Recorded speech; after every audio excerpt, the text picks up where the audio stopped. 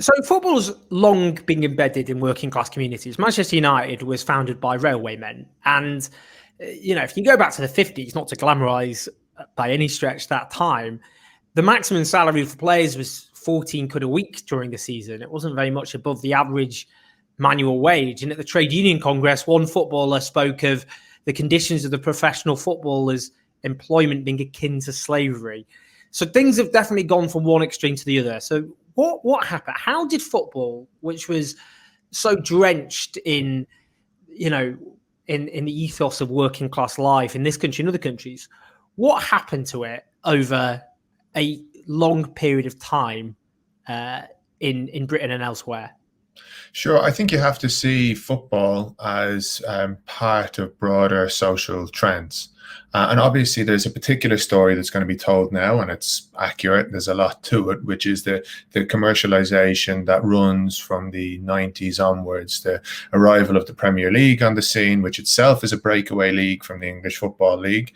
And the idea behind the Premier League was that English football had this great commercial potential and possibility that if you aligned it with the power of broadcast television and the money of Rupert Murdoch, with the elite clubs, could create a product that would be better sold to bigger audiences. And of course, that's something that on its own terms clearly worked, but in doing so changed the nature of the game. But it isn't just in England. You had in that period the development of the Champions League, which was changing the old European Cup format, and that in itself also, you can see some of the seeds of what later came in the European Super League discussions of the past few days, where you had elite clubs who were getting into the Champions League not because they were champions, but because really they were the biggest clubs in the biggest leagues, and so you ended up with 3 and 4 teams from the bigger league competitions getting in, while actually quite a lot of champion clubs from other parts of European football were not able to get in, or were given 2 and 3 and 4 rounds of qualifying before they got in. And this included even teams like, say, Red Star Belgrade or Steaua Bucharest, who had won the European Cup as it was relatively recently, and you also had the changing of ownership, right, and the arrival in of these different super wealthy interests in the early 2000s in particular, and in recent days we've been talking about and putting emphasis on the American tycoons who were key factors in the development of the plans for the European Super League, but they were preceded by the arrival of Roman Abramovich's money into Chelsea, the arrival of the oil sheiks and so on. And this has been part more generally of a hollowing out of the game. And that, when we talk about what's happening in football more generally now, it isn't just the case that the problem is this few set of billionaire owners who've gone off and made a plan for European Super League. The problems run very, very deep. There is a rot in the game.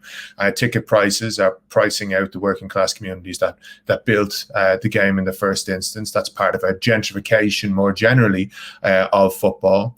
These mega clubs are building, in many cases, stadiums that are contributing to the gentrification of the whole communities that initially housed the clubs and that allowed them to develop. And the example of Tottenham's new stadium is a really strong one in that case. And these new stadiums and the new outline and design of stadiums have also created a kind of sterile atmosphere. It's a sterile corporate atmosphere inside the grounds, which is much less concern for fan culture, which is much less concern for the things that were actually the most important part of developing the product of football, which was then sold by these super wealthy interests. And at the same time as you've seen the development of the plans, obviously in the background for the European Super League, with teams like Manchester United at the forefront and the Glazers, you have institutions in their own backyard like Bury and Bolton and so forth. Bury going to the wall, Bolton very nearly going to the wall, and grassroots football in general being in this state of crisis. My take on what has been so resonant about the European Super League is actually that the reason why you got such an eruption over it, because we're just talking about the commercialization. It's been going on for a very, very long time. It's nothing new, but this particular plan produced an eruption from fans. And why did it do that? For me, I think it's it's a question of the European Super League being a parable for what's happening in the economy more generally. And this was hit on by Marcelo Bielsa, the Leeds United manager, after the Liverpool game the other day, when he said that the logic in the world at the moment, and football is not outside of this, is that the rich get richer at the expense of the poor and then demand more privileges. And I think that a lot of people were looking at this and seeing a story that they see in their day-to-day lives. They were seeing a small group of billionaires who no longer wanted to play by the rules of society more generally, want to create a little league and system for themselves, want to take the ball and go home. And that, seemed very much like the experience people have more generally of living in the society and working in the economy today. So, the Super League, obviously, I've got a pint of milk in my fridge, which has lived longer than the Super League itself. What do you think? It's quite spectacular just how quickly it collapsed. What lessons do you think there are from the way there was this big revolt? It was obviously, there was a pandemic going on. It wasn't like there was mass protests in the streets, but there was a very visible revolt. What do you think the lessons are from that about, as you say, applying it to other parts of our life where this same logic is obviously dominant? The European Super League was capitalism doing to football what it does to everything else. Taking something that was made by working people that served a real purpose in the community and turning it into a commodity that was only good for making profit for super wealthy people. That is the process through which capitalism treats everything in the economy, and that is actually what can be seen in a kind of very distilled form in the European Super League. And the logic of it more generally, and of football capitalism, as I would call it more generally, is something that I think can tell us a lot in a very quick way about what's happening and what has happened to our economy more broadly. When Florentino Perez went on Spanish television on, I think it was Monday, to talk about the European Super League and to give his defense of it, he made a very, very interesting case.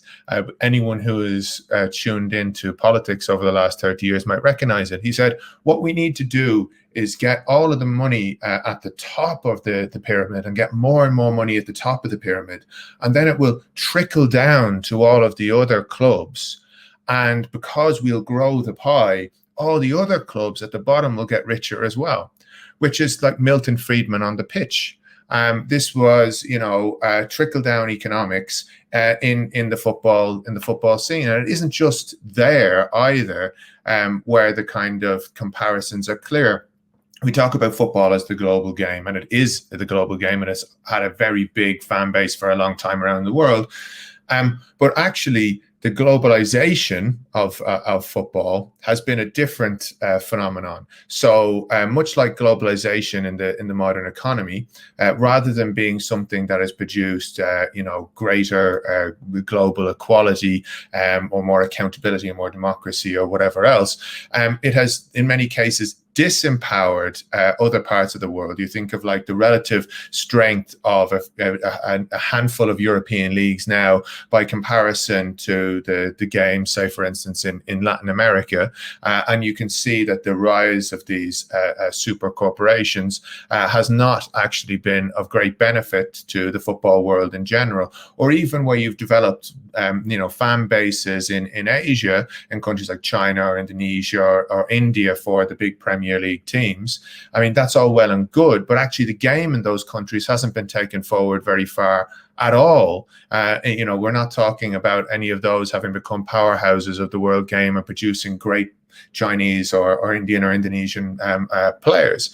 And so what's actually happening, and you can see it in the argument the European Super League made, they talked about legacy fans, right? And the idea that that these fans of the clubs where the clubs were based were not really what it was about anymore. It was now about the global market, and it is very much like the process through which in globalization, jobs were torn out of communities, and people's sense of ownership and tradition and history with these things was ripped up, and we created this free floating international capitalism dominated by super corporations who had very little connection to anyone in any particular place in the world.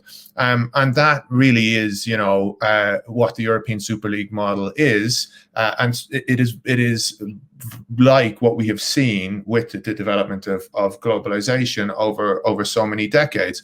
Obviously, their aim was to create franchises. And they wanted franchise football. But one of the lessons of that model from the United States is that a franchise can be simply torn up and moved to any given place. What happened, anyone who's read Bernie Sanders' book will know the first quarter of it is Bernie Sanders writing about what a traumatic experience it was that the Brooklyn Dodgers were torn out of the community that he had come from and grown up in. But there's a lot of absurdities within these American games because of it. Like the Los Angeles Lakers, we all talk about one of the great franchises in US sports. But there are no lakes in Los Angeles. That was the Minneapolis Lakers, who were taken out of Minneapolis and brought down to Los Angeles, to the midst of a desert in California. And that is the nature of the franchise model. But these clubs that were involved in the European Super League, they're not franchises. You touched on it earlier, Manchester United's origin in the workers' movement. Well, Woolwich Arsenal, that was founded by workers in a munitions factory. Man City, another of these clubs, it was founded by a church group that was trying to improve conditions for working class people in West Gordon. These are clubs that were formed out of working class communities that have real roots. We were interviewing the other day some people from the Newcastle United Supporters Trust, and they were, one of the quotes they gave us was, "No real football club in Britain was ever founded to make someone a profit." And there's a great truth to that. Like, these football clubs were built as community assets, and they have been converted, distorted into things that are little more than corporate interests. But they are not franchises that were magicked up by some extremely wealthy figure from nothing. They come from real histories in the communities that sustain them over decades. I mean, football before, as we talked about before the Super League, was already a story of rapacious capitalism. But what are the demands now with this great victory? What are the demands with this open door which can be pushed at, that football fans should be united around? And how can they be kind of extrapolated? The sort of demands people should be pushing for to transform the game, how can they be applied to other parts of the economy and the workplace, for example? I think it's important that people understand in football, as in life, that it's no longer possible to just be passive and to expect things not to get vastly worse. When you've got this extraordinary concentration of power and wealth in the hands of a tiny number of people, and they make the decisions that shape society, then society is shaped in their interests, not in our interests. And unless we organize and fight back against that, then things are going to get worse in everything from your workplace to your housing to your public services to the things that you enjoy, the cultural sphere. And football isn't alone in this. The development of the movie industry and whatever else in more recent times, I think, has great amount of parallels to it. And the lessons are more or less the same. What we need is grassroots movements to take back control of the things we care about in our lives. And in football, there are a number of demands that can clearly be made. There are demands around ticket pricing, and there are demands around having spaces in stadiums that are built more for fans, and there's demands around not ripping people off on merchandising and on scheduling games and making sure people aren't being dragged halfway across the country at nonsense o'clock and all of that. But there's a bigger and more fundamental question, which is ownership. And much like in the economy, this is a teachable moment about the importance of ownership. When we look at the German model, for instance, and in the German league, all clubs are owned 50% plus one by the fans. Now, that is not a perfect model, and a lot of people can criticize it. And you say Bayern Munich have won the Bundesliga the last 9 years or whatever it is, and of course there are problems. But if you ask a German fan, would they swap their model for any other model around Europe, they would tell you no way. And the reason is that the experience of football in Germany is so much closer to the fan game. If we have this divide that's emerging in the game between fan football and corporate football that's built for the people who come from the communities that sustain these clubs, go to the games, are invested in the clubs, as opposed to one that's just about the market and consumers. But the German model is so much more a fan-based one. The stadiums are set up for fans. The ticket prices are affordable. The scheduling, because of fan movements, is so much better for fans of those games. And so we need to be demanding that there is a real movement now towards fan ownership of the game. And that means fighting for change, legislative change. In Britain, what that would mean is changing some of the laws which govern cooperatives and so on at the moment, because the 50% plus one rule in Germany works partly because you don't have a situation where there are constant attempts at hostile takeovers, because you've got great amount of rights if you have a 50% plus one company. Those rights don't exist in Britain, and so we would need legislative change to introduce the 50 plus one rule over here. And we also need movements from below to create fan funds that are trying to buy into to clubs and that are there and ready for when inevitable crises in this football model emerge down the road.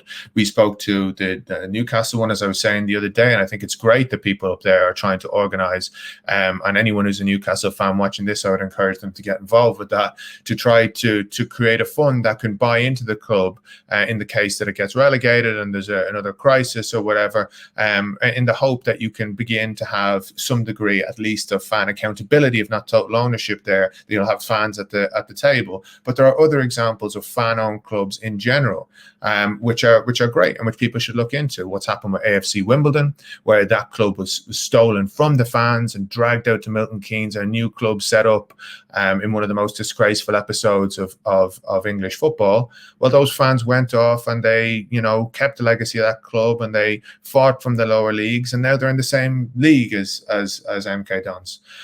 There's the example of Exeter City, and a fan-owned club in the football league, with fans who stepped in when that club was in a state of crisis.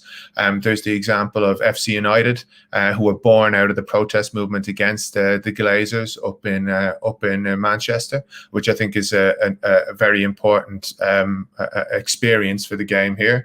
And there's the example of Motherwell up in Scotland, which is the highest level really fan-owned club in Britain, and is doing very well, and people who took the initiative to try to change the relationship that we have between the fans and the club, and between people who love the game and the game itself. And this is really a question of ownership with the clubs, because it's a question of ownership over the game. Do you want this thing that is so important in your life, that people have such deep and intimate connections with over generations, passed down from grandfather to father and from mother to daughter and whatever through generations? Do you want this thing to be something where you're just a consumer, or do you want it to be something more? And if you want it to be something more, well, then you've got to get involved.